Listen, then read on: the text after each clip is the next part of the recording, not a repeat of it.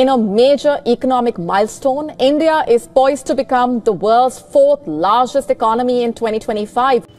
Hello everyone. India 4వ అతిపెద్ద ఆర్థిక వ్యవస్థగా ఎదిగింది. ఇది మనందరికీ గర్వకారణం మాత్రమే కాదు, ప్రపంచానికి మన స్థానాన్ని తెలిపే ఘనత కూడా. అసలు ఎకానమీ అంటే ఏంటి? ఎకానమీ అంటే ఒక దేశంలో ఉత్పత్తి అవుతున్న వస్తువులు, సేవలు, వ్యాపారాలు, ఉద్యోగాలు వీటన్నిటిని కలిపిన ఒక పెద్ద వ్యవస్థ. దీన్ని జీడిపిలో కొలుస్తారు. జీడిపి అంటే గ్రాస్ డొమెస్టిక్ ప్రొడక్ట్. జీడిపిని ప్రిడామినెంట్లీ 3 సెక్టార్స్ నుంచి క్యాలిక్యులేట్ చేస్తారు. One is agriculture, second one is industries, third one is services, IT, banking లాంటివి. ఎకానమీ అంటే మనం ముందుగా 1991 రిఫార్మ్స్ గురించి మాట్లాడుకోవాలి. 1991లో ఇండియా యొక్క ఎకనామిక్ కండిషన్ చాలా వర్స్ సిట్యుయేషన్లో ఉంది. ఫారెన్ ఎక్స్చేంజ్ రిజర్వ్స్ చాలా తక్కువ. ఎంతంటే జస్ట్ 15 డేస్కి సరిపడా డాలర్స్ మాత్రమే ఉన్నాయి.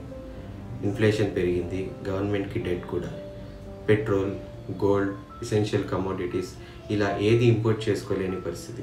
అప్పుడు the then prime minister PV Narasimha Rao garu and finance minister doctor Manmohan Singh garu they introduced LPG, liberalisation, privatisation, globalisation. Liberalisation అంటే బిజినెస్ చేసే ప్రాసెస్ని సింప్లిఫై చేశారు. ప్రైవేట్ కంపెనీస్కి ఫ్రీడమ్ ఇచ్చారు to invest and expand. Government కొన్ని పబ్లిక్ సెక్టర్ కంపెనీస్లో తన స్టేక్ని సేల్ చేసి ప్రైవేట్ సెక్టార్కి ఇచ్చింది. ఎఫిషియన్సీ పెరిగింది, కాంపిటీషన్ వచ్చింది. ఇండియా మార్కెట్ని వరల్డ్కి ఓపెన్ చేశారు. ఫారిన్ కంపెనీస్ ఇన్వెస్ట్ చేయడం స్టార్ట్ చేశాయి. ఫారిన్ ప్రొడక్ట్స్, టెక్నాలజీస్ ఇండియాకి రావడం స్టార్ట్ చేశాయి. దీనివల్ల జీడిపి గ్రోత్ స్పీడ్ పెరిగింది. IT and service sectors boom అయ్యాయి. జాబ్స్ అండ్ ఆపర్చునిటీస్ పెరిగాయి. And on the other side inequality పెరిగింది. స్మాల్ స్కేల్ ఇండస్ట్రీస్ చాలా సఫర్ అయ్యాయి. సో ఫ్రెండ్స్, 1991 ఎకనామిక్ రిఫార్మ్స్తో మన ఇండియా ఒక న్యూ ఫేస్లో ఎంట్రీ ఇచ్చింది. It was a bold move during a crisis and it shaped the future of our country. Next time మనం IT boom, malls, foreign brands గురించి మాట్లాడితే remember, అన్నీ 1991 నుండే స్టార్ట్ అయ్యాయి. అప్పటి ప్రధానమంత్రి అయిన పివి నరసింహారావు గారు చేసిన ఆర్థిక సంస్కరణల వల్ల ఎంతో పేద దేశంగా ఉన్న ఇండియా వేగంగా అభివృద్ధి చెందుతున్న దేశంగా ఎదిగింది.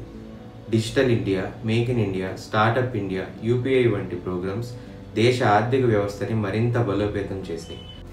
2023 సంవత్సరంలో యూకేని దాటి 5వ స్థానానికి చేరుకున్న భారతదేశం 2025 సంవత్సరంలో జర్మనీని దాటి 4వ స్థానానికి చేరుకుంది. ప్రస్తుతం ఇండియా జీడిపి $3.7 ట్రిలియన్. దీనివల్ల మనకు ఉపయోగం ఏంటంటే ఉద్యోగాలు పెరుగుతాయి, ఫారిన్ ఇన్వెస్ట్మెంట్స్ పెరుగుతాయి, రూపీ వాల్యూ పెరుగుతుంది. ఇవన్నీ మనం సంతోషించదగ్గ విషయాలే. కానీ నిజంగా ఇది జరుగుతుందా? ఇండియా 4వ అతిపెద్ద ఆర్థిక వ్యవస్థ, ఇది నిజమే.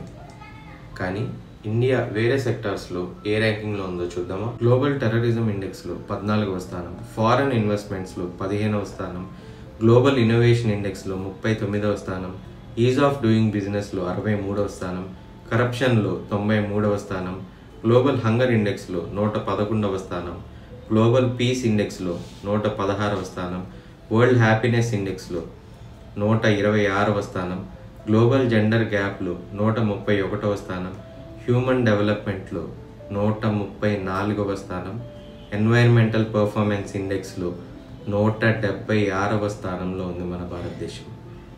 వీటిల్లో ఏదైనా టాపిక్ మీద నేను ఏమైనా వీడియో చేయాలంటే కమెంట్స్లో చెప్పండి.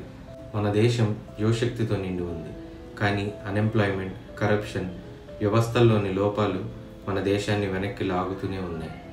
మనం గర్వపడే విషయాలు మాత్రమే కాదు, మనం తల వంచి సిగ్గుపడే విషయాలు కూడా చర్చించాలి. అప్పుడే నిజమైన అభివృద్ధి సాధ్యమవుతుంది. సో మన దేశం ఇప్పుడు 4వ స్థానంలో ఉంది, కానీ అది మొదటి స్థానానికి రావాలంటే మన దేశాన్ని అన్ని కోణాల్లో ఎదిగేలా చూడాలి. అభివృద్ధి ఒక గమ్యం కాదు, అది ఒక నిరంతర ప్రయాణం. మన దేశంలోని లోపాలను ఒప్పుకొని వాటిని సవాలుగా స్వీకరిస్తే భారతదేశం ప్రపంచానికి ఒక మార్గదర్శకంగా నిలుస్తుంది. జై హింద్.